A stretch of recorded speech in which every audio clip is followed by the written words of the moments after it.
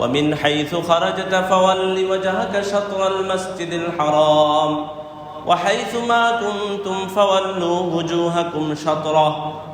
তো বোঝা গেল যে আল্লাহ তাআলা নবীকেও আদেশ করেছেন যে নবী, আপনি আপনার এই চেহারা মোবারকটাকে নামাজ পড়ার সময় কিবলার দিকে ফিরান, বাইতুল্লাহর দিকে ফিরান। কালো গিলাফে ঘেরা এই ঘরটার দিকে আপনি আপনার চেহারা মোবারককে ফিরান। ওয়াহাইযু মা কুনতুম, এই আমার বান্দারা, তোমরাও যেখানেই থাকো না কেন, নামাজ পড়ার উদ্দেশ্যে যখন তোমরা বের হবা কিংবা নামাজ পড়ার জন্য যখন দাঁড়াবে, তোমাদের চেহারাটাও যেন কিবলার দিকে ফিরানো থাকে। এখন আমরা ভৌগোলিক দিক থেকে হোক, মানচিত্রের দিক থেকে হোক, আমরা বাংলাদেশে অবস্থান করছি। বাংলাদেশ থেকে সৌদি আরব 19 মাইল উচ্চতায় অবস্থান করছে সৌদি আরব, কারণ পৃথিবী তো সমতল না। আল্লাহ তাআলা বলছেন তোমরা নামাজ পড়তে গেলে চেহারাটা কোন দিকে ফিরাও? কিবলার দিকে ফিরাও। এখন তো আয়াত অনুযায়ী কিবলার দিকে ফিরানো তো সম্ভব হচ্ছে না, কারণ 19 মাইল উপরে হলে তো তাহলে নামাজের সময় সামনের দিকে না তাকায় উপরের দিকে তাকানোর দরকার হবে। আমেরিকানবাসী যারা আছে এদের মাথার উপরে কিবলা, যারা আমেরিকা আছে তাদের মাথার উপরে কিবলা, যারা বিমানে চলছে তাদের বলেছেন তাদের নিচের কিবলা অবস্থান করছে। তো বিমানে যারা আছে তারা নামাজ পড়তে গেলে তারা কিবলাকে কোন দিকে ফিরাবে? তারা তো নিচের দিকে তাকায় থাকতে হবে। আমেরিকানবাসী মুসলিমরা যারা আছে তারা নামাজ পড়ার সময় তো পুরা উপরের দিকে তাকায় থাকতে হবে, কারণ কিবলা তাদের উপরে অবস্থান করছে। তো এগুলো সবগুলোর জবাবের জন্য আগে আমাদেরকে এই জিনিসটা বুঝতে হবে, বাইতুল্লাহর ভিত্তি কোত্থেকে শুরু হয়েছে আর কোথায় গিয়ে শেষ হয়েছে। বাইতুল্লাহ কাবার ভিত্তি কোত্থেকে শুরু আর কোথায় গিয়ে শেষ, এই জিনিসটা জানলে সব প্রশ্নের উত্তর পাওয়া যাবে।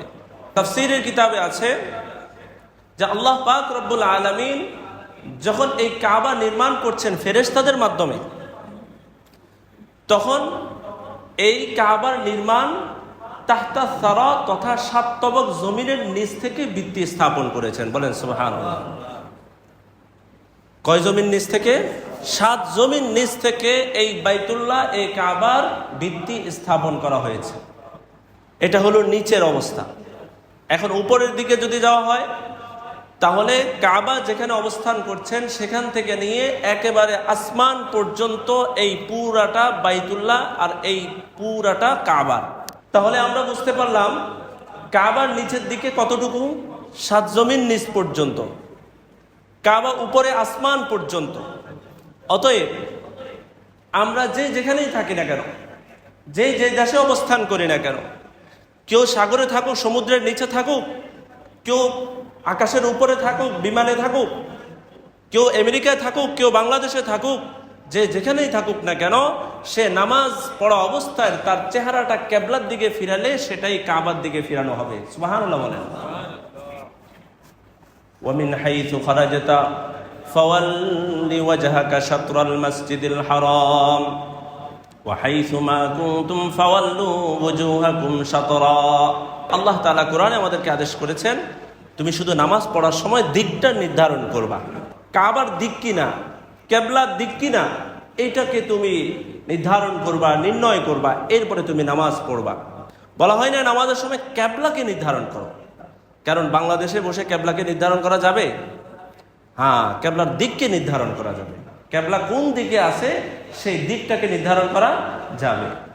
এই জন্য ফুকাহায়ে কেরাম বলেছেন যে কিবলার দিক নির্ধারণ করার কি অর্থ?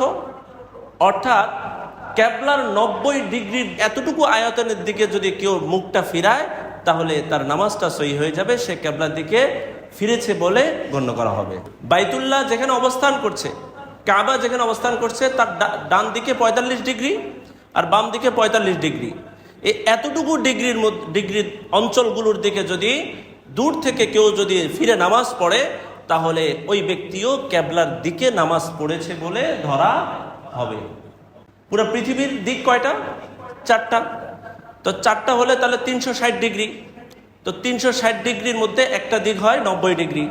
তো কাবা যেদিকে অবস্থান করছে সেই 90 ডিগ্রি অনুযায়ী ওই অঞ্চলগুলোর দিকে আমাদের চেহারাটাকে ফিরাই তাহলে আমাদের নামাজ সহি হয়ে যাবে। মুহতারাম হাজরিন, নামাজের সময় আমরা কোন দিকে মুখ ফিরাবো? কিবলার দিকে, বাইতুল্লাহর দিকে আমরা মুখ ফিরাবো। এই বাইতুল্লাহর দিকে মুখ ফিরিয়ে আল্লাহ রাসূল সাল্লাল্লাহু আলাইহি ওয়াসাল্লামও নামাজ আদায় করেছেন। হ্যাঁ, নবী সাল্লাল্লাহু আলাইহি ওয়াসাল্লাম কিছুদিন মসজিদুল আকসার দিকেও ফিরিয়ে নামাজ পড়েছেন, সেটা ভিন্ন আলোচনা।